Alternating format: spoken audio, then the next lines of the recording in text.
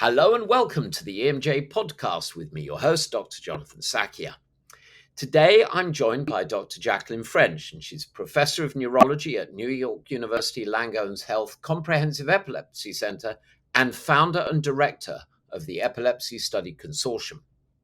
Dr. French trained in neurology at Mount Sinai Hospital in New York and did her fellowship training in electroencephalography. Just a brief aside, in Britain it's encephalography, and for some reason it's encephalography in America. I've lived in both countries. I'm confused. No, we say encephalography. Oh, you see, I got it wrong. The other way around. I Yes. can never remember which is which because I've lived in both countries. But anyway, she trained there in epilepsy at Mount Sinai and Yale University, and she's focused her research efforts on developing novel therapeutics for epilepsy and new methodologies for clinical trials. She served in multiple leadership positions, and we're going to cover some of her amazing achievements. In her spare time, astonishing that she has any, Dr. French likes to dance Zumba at least once a week. So we're gonna have a choreographed conversation. Welcome to the podcast, Dr. Jacqueline French. Real pleasure and honor having you here with us. It's a pleasure. It's an absolute pleasure talking to you. Great. Well, let's leap straight in. Your career in epilepsy research and clinical trials is mightily impressive. I've read through a lot of what you've done. Tell us, I love knowing people's origin story. What first inspired your interest in these diseases, and how has that shaped your career path? So, interestingly enough, I started out as an undergraduate as a classics major. I think classics, Latin and Greek, are very logical. I don't know whether that's what drew me to them and, the process of translation. But while an undergraduate, I slowly switched over, and the major that I ended up with was biological basis of behavior. And biological basis of behavior was fascinating to me. And of course, that led me to, I think I always wanted to be a physician, but it led me to neurology, the understanding of the brain and how the brain makes us who we are. And so that's where neurology came from. And then if you really want to understand who we are and what different parts of the brain do and how that makes us who we are, there is no more fascinating place to end up than studying epilepsy. Because, over the course of my career, I have heard the most fascinating descriptions by people of seizure onsets that really make you question what different parts of the brain do, because obviously a seizure is, an electrical tickling of one area of the brain very exclusively. So, for example, some of my favorite seizure onsets are hearing all the music in the world at once, seeing myself as a child in a past life. The woman who saw herself as a child in a past life at the beginning of her seizures actually did not want to be treated because she felt that she was a very brilliant woman. She played blindfold chess in her spare time. And she didn't want to lose that experience. It was a very important experience to her. But, one after another, there are seizures that truly make people feel that they have heard, and I'm putting quotations around this, the answer to the universe and everything. During the seizure, they get this feeling of enormous profundity, where what they are experiencing is a profound experience. And that sort of makes me understand, for example, that some people, when they have a godlike feeling, or that there's a part of the brain that probably contributes to that. You also see, and you as a surgeon, you can understand this. You see what the implications are, because, in epilepsy, we remove parts of the brain and we try and decide what parts of the brain are safe to remove. And we see what the consequences are on the human being when that part of the brain is no longer there. So all of that really speaks to my origin of wanting to know about the biological basis of behavior. So I have a friend who's a prominent musician who has a petit mal type seizures, and I've never heard anyone else talk about it in that manner, but he talks about it and has this, and it's changed his way of, or has colored the way he sees music. There's also these people who see sounds or smell colors and all those. I can't remember what you call that phenomenon. Um, but is that a part of sort of It the it sometimes is, yes, but that is another that's usually another neurologic condition that causes that. But it all goes to the great wonder that is the brain. there is a lady. I came across a documentary that was made about her called My Love Affair with the Brain, Dr. Marion Diamond. And she died 2 or 3 years ago in Stanford, and she was in her 90s. And I'd corresponded because I wanted to go out and meet her. If you've not seen the documentary, I heartily recommend it. It's one of the most beautiful pieces of filmmaking, and she was an inspiration. But she talked about it in the same way that you do, this sense of wonder, that this amazing, amazing organ. Yeah, But and not every physician, of course, takes the time to hear and understand the experience that people are having. But if yeah, you take the time, it's quite amazing. And like I always say, I know that I picked the right area of specialization because when I see patients, there's not a day in clinic that goes by that like I hear something and I go, get out of town. That is amazing. Even after 40 years of hearing stories, I still hear stories that amaze me, excite me, interest me, send me on new directions. And of course, that is, I think, an indicator of got it right. You got it right, Carl. got it right. Got it It's right. I mean, when people, ask about the best thing about being a physician, it's like, are you kidding me? You get to be stimulated every single day and at the same time trying to help people at difficult times of their life. So moving on, talk to us about your work as founder and director of the Epilepsy Study Consortium. Maybe tell us about one or two clinical trials that most contributed to our current understanding of epilepsy and its treatment. And I have to say that in preparing for this, I reflected on how much your specialty has moved on since I graduated medical school. I mean, the progress is amazing. Yeah, I completely agree. When I started in epilepsy, there were five main anti-seizure medicines that we had to choose from. And now there are more like 30. We have a much better understanding of personalized medicine, what is appropriate for which person. And I will tell you some. This was just as I was actually starting my career. So once I was doing epilepsy, my original thought was that I was going to have a career in epilepsy surgery because that's what everybody wants in the beginning because it's so transformational.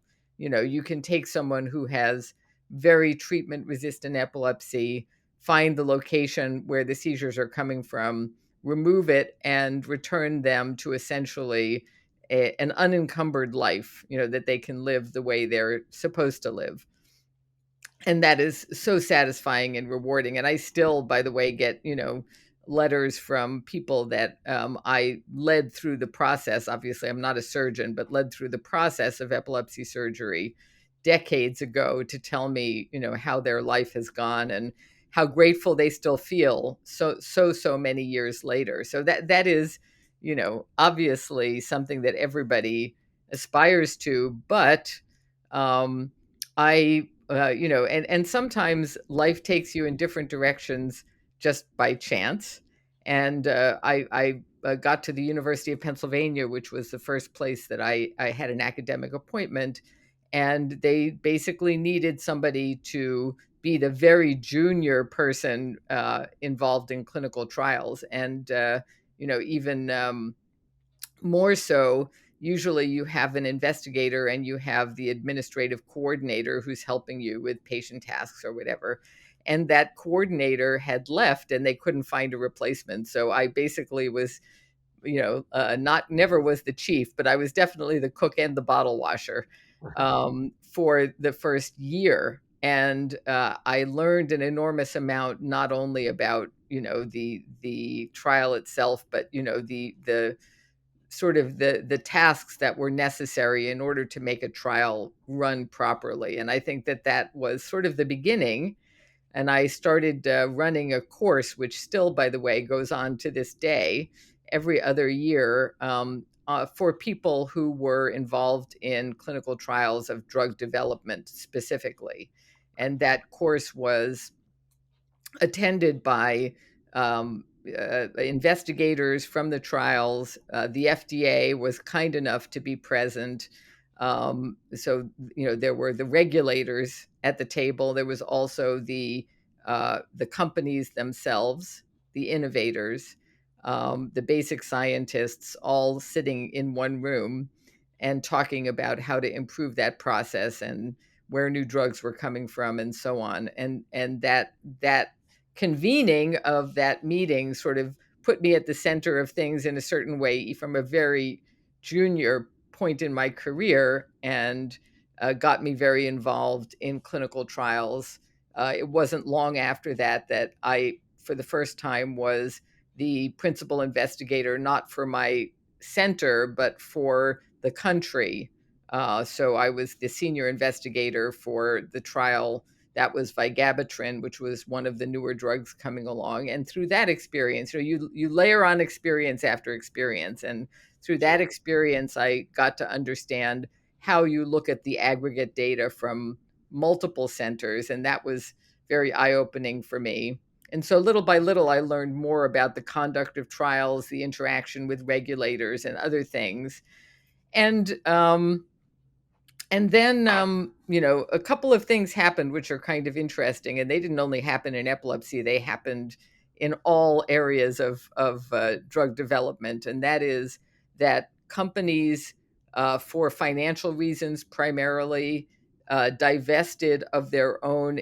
Back in the 1990s and early 2000s, a company like a Pfizer or a Glaxo or whatever would have a clinical trial group within their organization that interacted with the academic sites and did all of the clinical operations.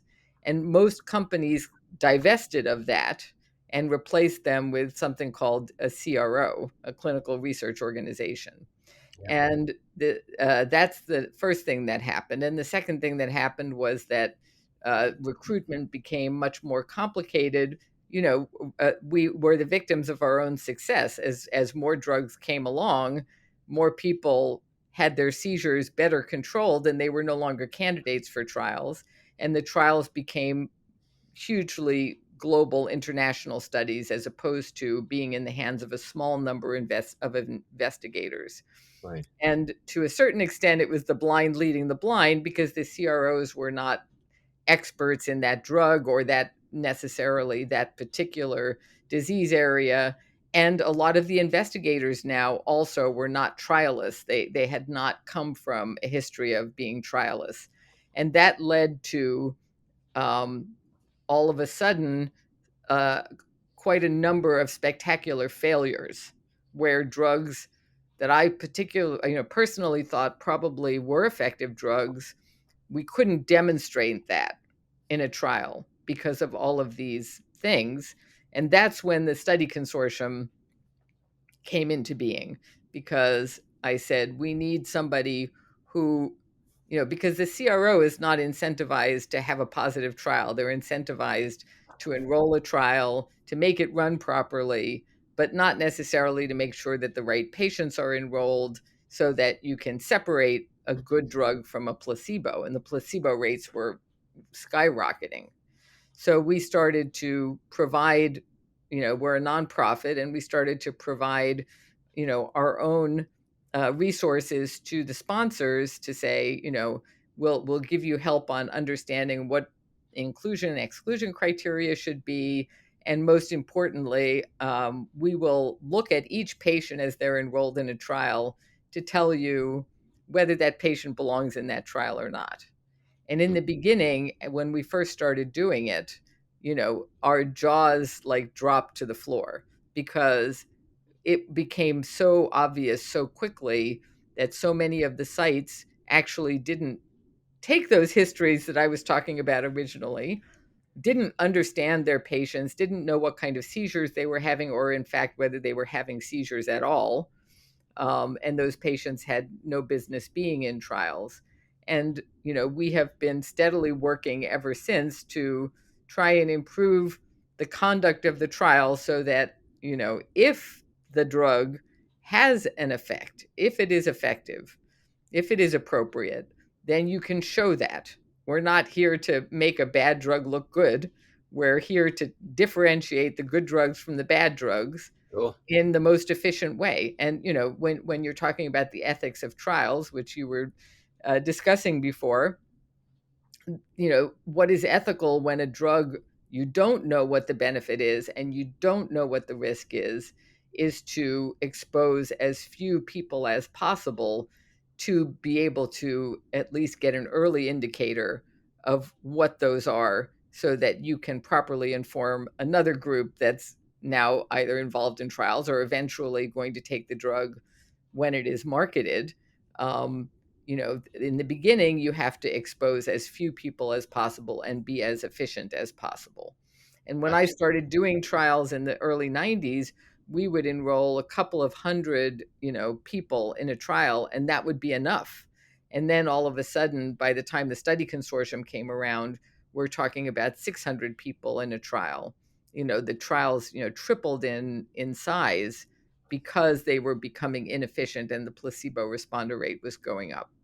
Yeah. So that's So where it came from. tell tell us a little bit about uh, new methodologies for trials that were accepted by regulators, and can you elaborate a little bit on that and how they've helped improve the effectiveness of these clinical studies in Yeah. epilepsy? So I will move now from the efficiency and effectiveness to a real ethical problem. And it is something, that I do like to talk about because it was eye-opening for me, and it's not just a clinical trial issue, it's a world issue. So the FDA at the time would only give if you did this. So once you're diagnosed with epilepsy, you have to be on a medication. It is a life-threatening condition. I think everybody would agree that you can't just like withhold medication and put somebody in a trial. So all of our trials are add-on trials. You add on placebo or you add on the new therapy. The FDA said, okay, if you're going to do your studies that way, you will get an indication for use as add-on, and you can't use the drug as a sole drug or what we call monotherapy.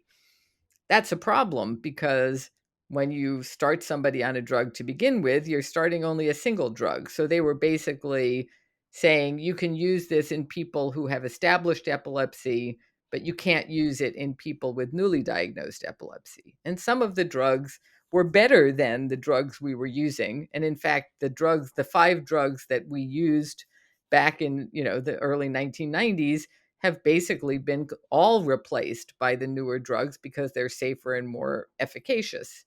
But we couldn't give them to newly diagnosed patients. And companies also were very desperate to have that monotherapy indication so that they could expand the number of patients that they would, that would be candidates for the drug.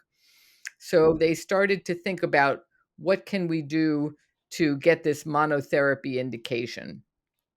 Now, again, I told you it's unethical to just randomize people to placebo or drug when you already know they have epilepsy. So, what they did is they took people who were treatment resistant and already on multiple drugs, added new drug or placebo, and then they withdrew background drug until they were essentially the intent was that eventually they would be on either pure placebo or a pure, you know, study drug. But they knew they couldn't withdraw them completely to placebo, so they came up with this concept of a quote unquote pseudo placebo. So pseudo placebo was a small dose of drug that was too small to control seizures, which was even worse because the patients didn't think they were being withdrawn to nothing. They were being withdrawn to this pseudo placebo. And so they maybe didn't understand how much risk that was, that they were undertaking. So many, many studies were done with this withdrawal to monotherapy design. And as the drugs were being withdrawn, the outcome of the study was not how much people improved, if you can imagine this, it was how much people worsened. You wanted to show that the people who were withdrawn to the active drug were less worse than the people who were withdrawn to pseudo placebo. And any time that you have a trial where the outcome is worsening, you're already in some ethical problems, right? But it was clear that people were coming to serious harm. They were going into status epilepticus, they were having convulsions, and in a few cases, people actually died um, of seizures. And so it was very clear that this could not go on. And, you know, I and some colleagues stood up and said, these are unethical studies. They can't be done. And, you know, I was basically warned by some big pharma, you know, don't take this away from us or we'll just turn away from epilepsy altogether and go to some other indication. You know, it was like that. You know, you want new drugs, you'll let us do this study. So uh, neither of those things sounded like a good conclusion to me. So I undertook finding another way. And what we ended up doing was convincing the FDA, look, you've already withdrawn so many patients to this pseudo placebo and shown with a Kaplan-Meier curve how much worse they get. That can now serve as a historical control. And you can just now withdraw them to the new drug and compare it to the historical control. And fortunately, after, you know, quite a bit of work, it took many years, but after quite a bit of work, it went to the advisory panel and got approved, and the what I consider unethical studies were stopped. And the thing that I wanted to point out to you is that after those studies went away, after those studies went away, then many people who were supporting them stood up and said, well, you know, this might as well have been Nazi Germany. This was so unethical. They were not willing to say it while they were going on. They were only willing to say it once they were no longer being done. I mean, the people were saying, you can't do a historical control because you can't use data that comes from unethical studies to create the, you know, like then they were saying it, you know.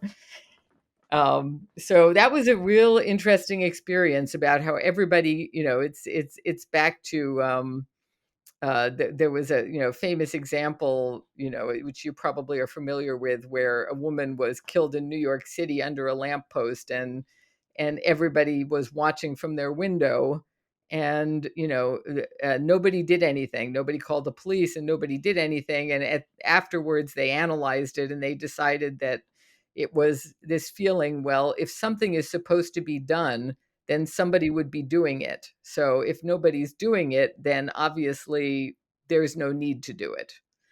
And it was sort of that same thing of the group. Well, these trials must be okay because everybody's doing it, um, and not to question it further than that. Wow, what a fascinating story. My goodness, you should write a book about it. So, So, so, you know, like that did definitely empower me also to say, you know, don't accept something because it's canon. You need to like really think about whether this makes sense, and then try and do something different to the best of your ability. And that's what I always do. to have the courage of your convictions to stand up for it. Good for you. And something. Um, what do they say? Diplomacy is not the conversations you have with your friends, right? So you can be diplomatic. You may not agree with people. Disagree. Don't be disagreeable. So I can't imagine. I can't imagine you being disagreeable. You're such a charming lady. You mentioned 5 drugs to 30 drugs, and I was plowing through my brain trying to remember when I was in medical school and I learned about epilepsy, and there was sodium valproate, phenytoin. That was the one that caused gum hypertrophy, if I remember correctly. Phenobarbital. But since then, there's been Carbamazepine. carbamazepine. Yes, I remember carbamazepine. That was for like petit mal type seizures and No, just the opposite. oh, For okay. focal seizures, what we call Okay. focal seizures, Okay. and Right. all the terminology has changed now. Of course it Um, has. I mean, listen, but I struggle to keep up with my specialty, let alone yours. I Um, will tell you that it is a fundamental problem that we have so many drugs now, and it is there is a lot of specificity to who you give those drugs to. The guidance that I always give is you have to understand the drug and its pharmacology, side effects, etc. You also have to understand your patient and very particular things. Are they overweight, are they underweight, are they planning to have children, are they depressed, do they have other psychiatric disorders? And you have these two matrices that you have to now overlap, right. and it's too complicated, and it is just too complicated, and nobody can expect that somebody who has not been specifically trained is going to keep all of this in their head. And Yeah. so unfortunately that has led to people sort of saying, okay, I'm going to have one drug in my head and I'm going to use that drug. And that is exactly what has happened. And the drug is levetiracetam, Keppra. You may have heard of it Well, I've heard because of Capra, yeah. Yeah. surgeons use it all the time. But it accounts for, in most circumstances, 70% of the prescriptions that are given by physicians for epilepsy.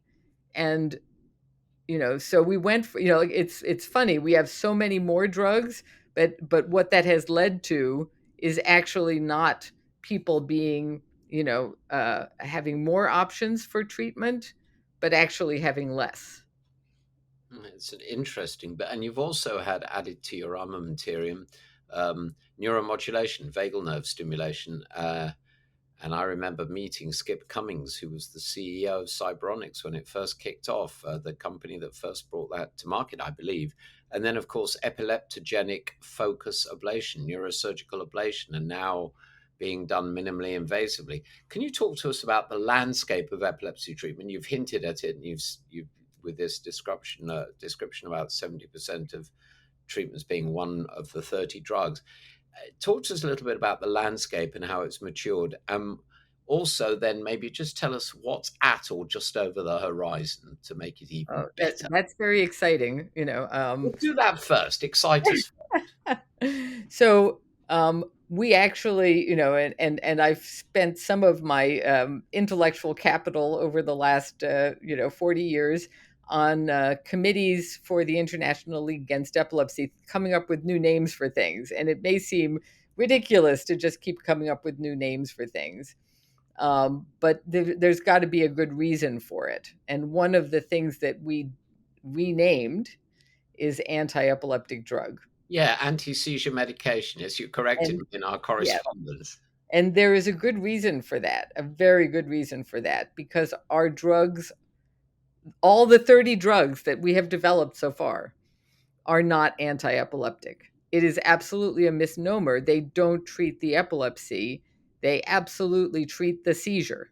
So you take them, and on that day, hopefully you won't have a seizure, Hmm. right? Don't take them the next day, hasn't treated your epilepsy, so you're going to have a seizure, right? It's a symptomatic treatment, just like treating a cough. And of course, it has been always our desire to move from anti seizure medicines to truly anti epileptic medications. And we are on the brink of actually that occurring. And that's what's so exciting. So there are certainly causes of epilepsy. And one of the things that has been transformational over the time that I've been in the epilepsy space is our understanding of the contribution of genetics. About a third of epilepsy is children with what we now call developmental and epileptic encephalopathy, which Mhm. is a combination of severe seizures and severe developmental issues. And we used to see that all the time, but we had no idea why it happened. And now we know that at least a third of the time, if not more, it's from monogenic mutations, a single gene mutation, whether it be SCN1A and Dravet syndrome, whether it be CDKL5 with CDKL5, what we now call CDKL5 deficiency disorder, and I could go on and on. So we know not only what gene is involved, but what that gene is supposed to do, what protein it's supposed to produce. And that, of course, has led to a strong desire to introduce gene therapies and gene related therapies, such as antisense oligonucleotides.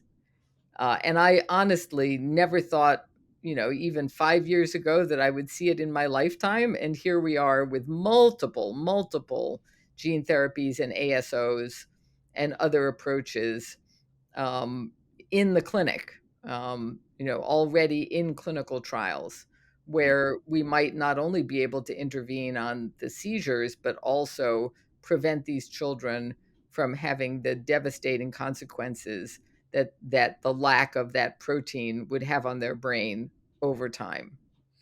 When the neuromodulation technology came out, I knew some folks in the States, quite a prominent couple, and they had a child with terrible seizure disorder. I mean, this poor kid was always seizing, and the neuromodulation stopped. It was just transformational, and this is one of those diseases where it afflicts the whole family. The No impact is question. profound. So bless you. I, in prepping for this, I always do a lot of work in trying to understand who I'm going to be speaking to and try and educate, go to bed less dumb. And I watched a podcast called Epilepsy Sparks, where you talked about a patient, if I'm recalling this correctly, with epilepsy, who's, it begged belief, misdiagnosed. Well, you know what? Instead of me telling it, you tell the story. Tell us about the case. So one of my other flags, other than clinical trials, is outcome measures and out, clinical outcomes. And I've been involved in a very large study called the Human Epilepsy Project, which followed people from the time of diagnosis for up to 6 years, and we learned a lot from that. And what we learned, one of the things that we learned, and we've published on many publications now, is how many people are out there with seizures for so long before they get a diagnosis. And the problem is that most people, and that includes, unfortunately, many physicians, don't are not aware that seizures can be experiential. And we talked a bit in the beginning about that experiential seizure. And when people come and say that they are having these unusual experiences, I mean, again, I hear all music at once for 30 seconds. What uh, Many people understand a seizure to be I fall down, I shake all over. It's what I call the television seizure. Hmm. And what we found quite stunningly in the study that we did was that about two-thirds of the people who were ultimately diagnosed with epilepsy um, had been having seizures for months to years and only got a diagnosis when they converted from their typical seizure to a tonic-clonic seizure. So that was, for most of them, the only way that they could get a diagnosis. And many of them had been to physicians for these quote unquote spells before they got their diagnosis. and didn't, and some of them, even 5% of our patients had a or multiple car accidents as a result of seizures, went to the emergency room, still did not get a diagnosis. Shockingly. So, I mean, there's just this very broad lack of awareness. We actually have a name for them, which I would love to tell your podcast listeners. And it's the 5 S's. If you want to ask your patients, or if you hear your patients describing the 5 S's, which is short, sudden, strange, similar spells.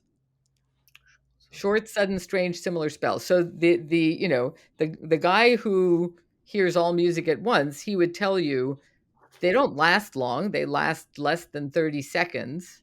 They're the same feeling every time. They're very unusual to him, right? And, he just added as icing on the cake that during these episodes, he is unable to understand what people standing next to him are saying. He can hear them talking, but the language does no longer make sense to him. So, because it's coming from his left hemisphere. But, anytime somebody tells you about these episodic events that are happening, and have a very specific perceptual change or feeling, or sometimes it's just an indescribable sensation. That's one of the most common ones. I just have something comes over me and it's something I can't explain, but it lasts for some period of time, and then afterwards they're a little fatigued or whatever. So this woman you're talking about, she had short, sudden, strange, similar spells. She went to her doctor. Her doctor thought it was anxiety at first, and that, comes with, the hormonal changes of menopause, that she was undergoing menopause, and chalked it up to that. They continued to go on, and she started to convert to what we call focal impaired aware. She had some confusion during them, and she actually started to lose urinary continence during them, which is not an uncommon thing in a seizure to have urinary incontinence. So the doctor then referred her to a urologist. Because she was having incontinence. He referred her to a psychiatrist to deal with her anxiety related to her menopause. And all the time she was having focal impaired aware seizures. Eventually, as I explained what usually happens, she had a tonic-clonic seizure, ended up in the emergency room, ended up with an MRI scan, and unfortunately for her, her seizures were coming from a brain tumor. And by that time, it was, yeah, quite large. And she was one of the angriest people I have ever met in my life in regards to a misdiagnosis, not surprisingly.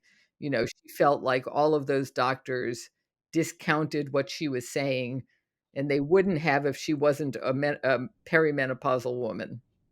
Well, it harkens back to something that we were taught at medical school by Professor Sir Robert Shields, who was the professor of surgery at Liverpool University. And he said, rule number 1, believe the patient. Rule number 2, believe the patient. Rule number 3, believe the patient. And he said, when you absolutely cannot believe the patient, believe the patient, because they are telling you honestly what is going on. And, I don't believe that members of our profession are ever belligerent, are ever meaningfully cruel or lazy. It's just we sometimes don't know. And that raises an interesting point. I try my hardest to be educated about all aspects of medicine, and I know I fail terribly. But your job is not just dealing with one patient at a time, but it's dealing with society, patient-facing organizations like the Epilepsy Foundation. And just as you're doing now, educating me and educating our listeners, give us an overview of that. Using things like the Epilepsy Foundation to raise the general level of knowledge amongst patients, their physicians, the media. You Yeah. know. I mean, it is, as you know, it is a huge, heavy lift. One of the things that the Epilepsy Foundation really focuses on is stigma and trying to lift the stigma from patients. Epilepsy is one of the most stigmatized diseases, of all neurologic diseases and of all diseases. Um, and the word epilepsy is very scary to so many people.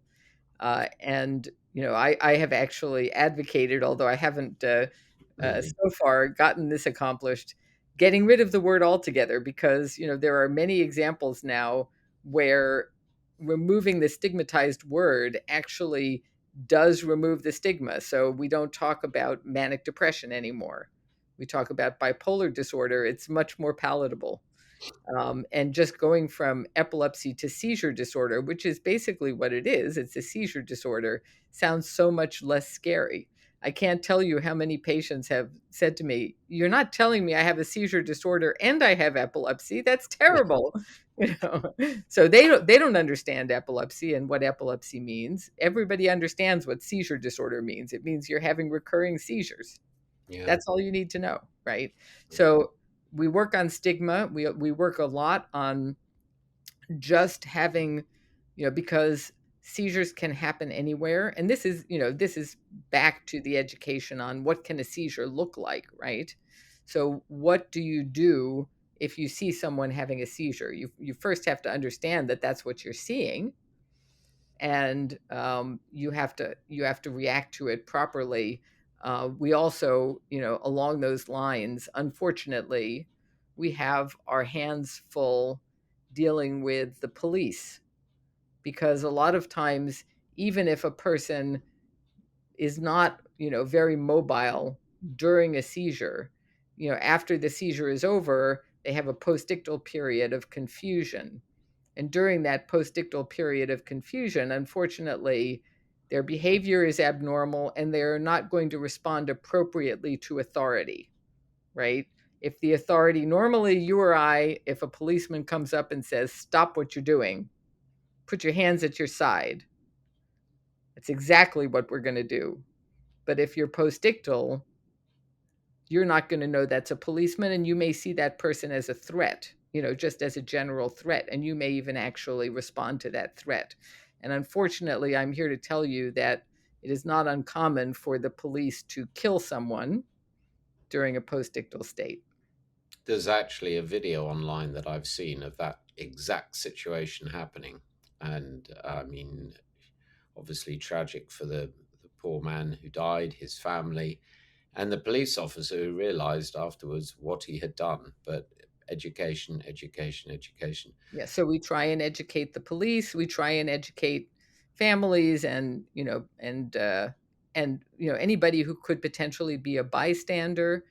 And epilepsy is not a rare disease. 1 in 26. It turns out that, epilepsy, you would not know it. And this has, implications. It probably is a consequence of the stigma and how much people hide it. But epilepsy is more prevalent than multiple sclerosis, autism, Parkinson's disease, and cerebral palsy combined. Autism, Parkinson's, CP combined. Wow. Wow, I've written lots of notes for myself. Sadly, Jacqueline, we've run out of time. But before we go, I like to ask every guest, I'm very gracious. I give you 3 wishes to improve your area of healthcare. What would you do with such wishes? Well, I think that we have. Okay, so is this a wish of a new therapy or technology that I could wish out of? Okay, Jacqueline, they're your wishes. That's the beauty of the fantasy.